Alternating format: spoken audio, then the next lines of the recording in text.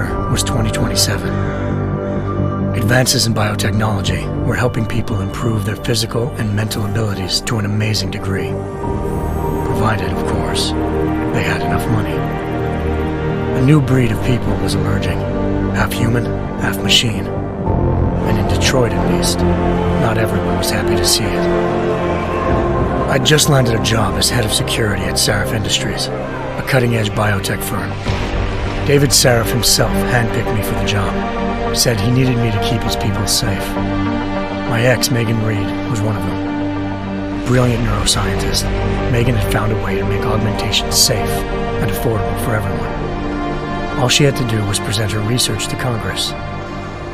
But the night before her big meeting, my security measures failed. A team of Black Op mercenaries stormed into Sarif headquarters, massacring everyone in sight. 3 of the mercs were heavily augmented walking tanks. Their mission? Take out Megan and her team. I tried to stop them, but their leader tossed me through a plate glass wall. Last thing I heard as his bullet slammed into my brain was Megan's dying scream. I should have died with her. Only I didn't. High-end military-grade enhancements saved my life. The best augmentation Sarif's money could buy. It took me half a year to get a feel for them. Should have taken longer. But 6 months into my recovery, Sarif Industries was attacked again. This time, by a radical group of pro-human purists. Violent, militant, and fanatically opposed to human augmentation.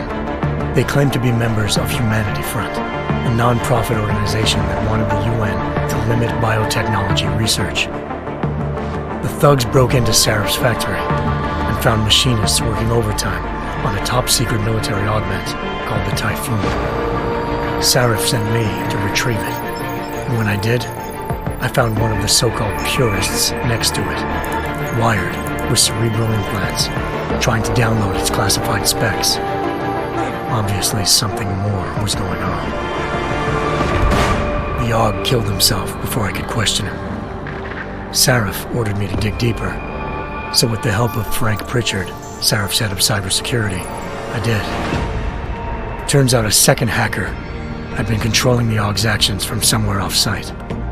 Pritchard and I tracked his signal to a secret FEMA internment camp in Detroit. The Black Op mercenaries were there. The same mercs who'd left me for dead 6 months before. Figured they'd try again when they saw me. It wasn't so easy for them this time. I took out the tank named Barrett, even got him to give me a new lead. A penthouse apartment in China. Of course, we both knew it would be a trap in the end.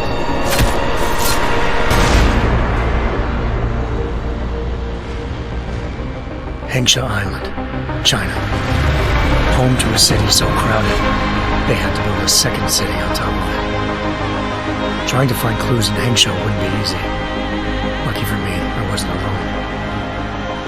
Farida Malik, Sarif Industries' ace pilot, had lived in Hengsha before. A good person to have on your side. She knew enough about the place to get me around. Malik dropped me in the lower city, close to the penthouse Barrett had told me about. Bell Tower Associates, a private security firm under contract to the Chinese government, had agents tossing the suite when I arrived.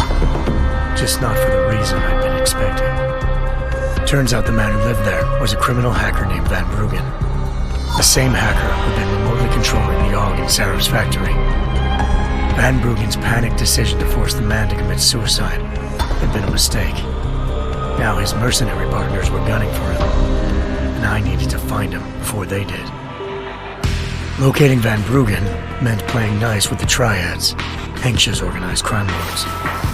They had the hacker holed up inside a low-rent capsule hotel.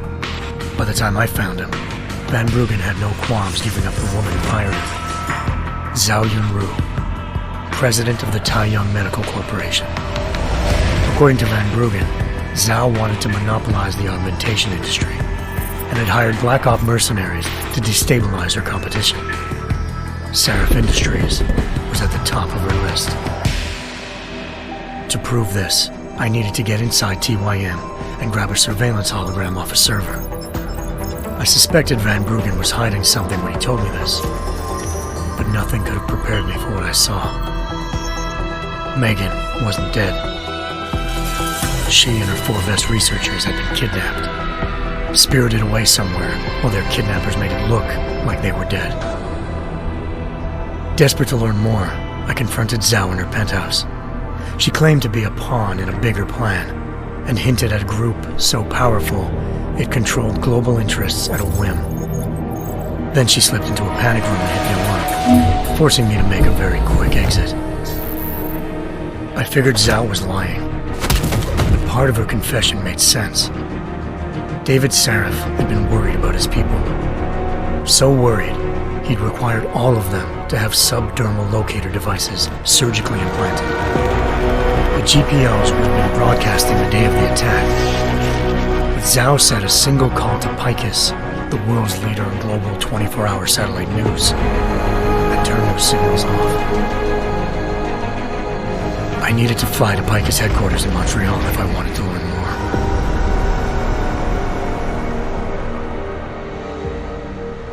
Eliza Cassan, Picus Communications' First Lady of News.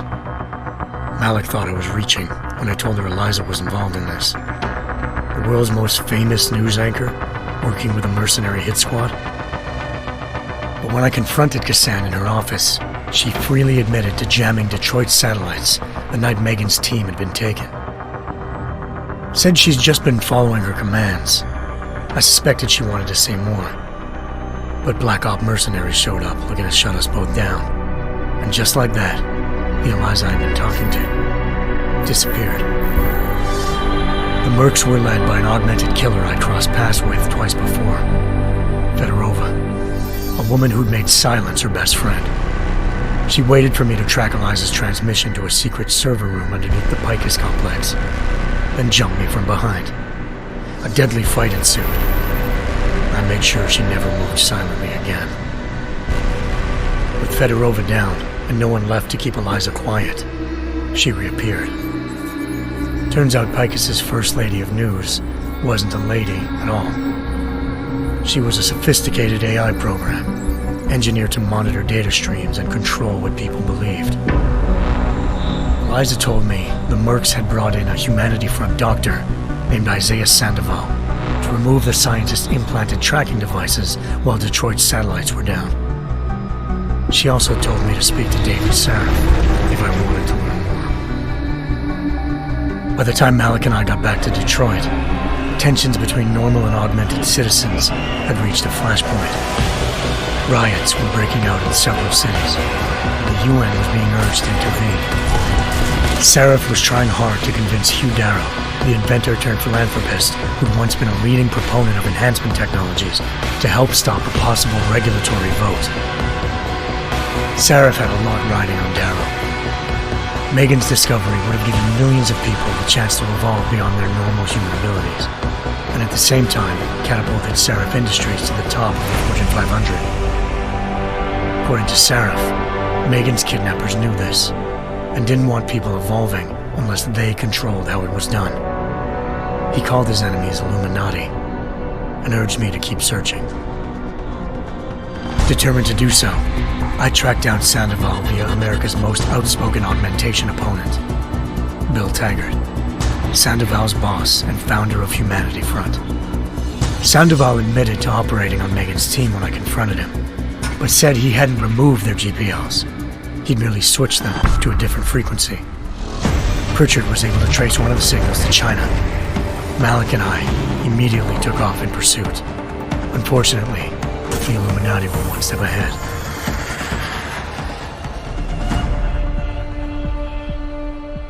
Ambushed. Shot out of the sky by Bell Tower Associates, seconds after entering Hengsha's airspace. Malik's piloting skills saved me. After a tense and bitter struggle, I escaped into Lower Hengsha. The tracking signal I was following led straight to the Triads, or more specifically, to the augmented arm of Tong Si-hung, leader of a gang of augmentation harvesters. Tong said they'd taken the arm off a corpse, which Bell Tower had left at their door, meaning at least one of Sarif's scientists was dead. Maybe not the rest of them, though.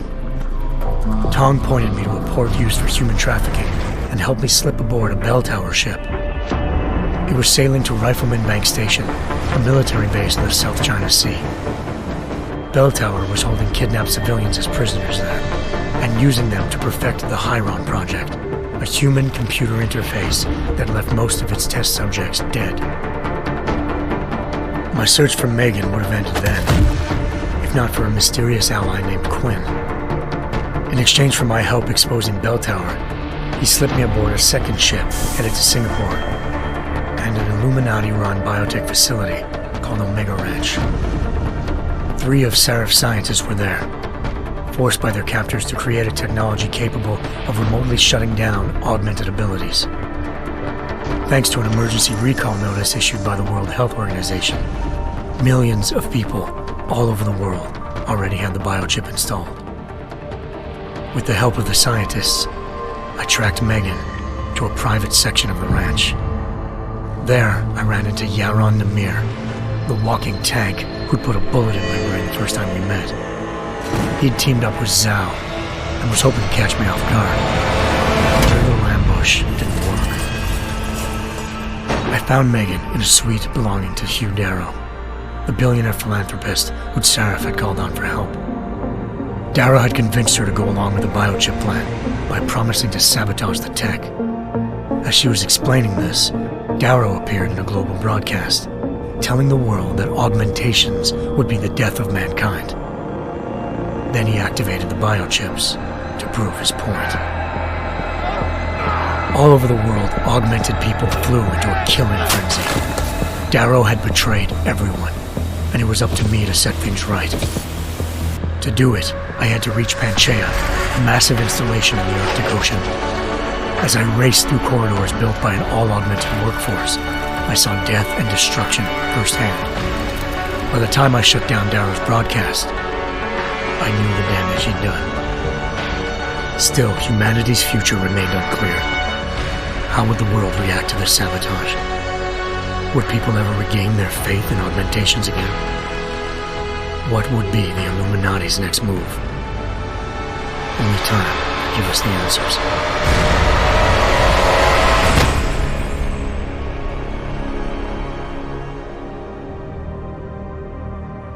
The year.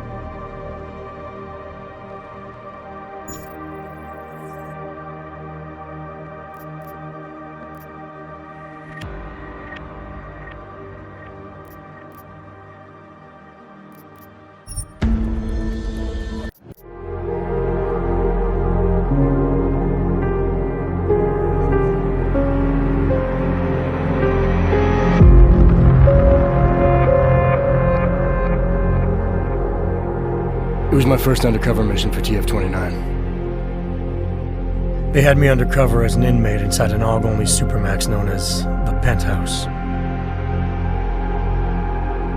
Would you have considered this mission high risk? The job is the job. What else is there to say?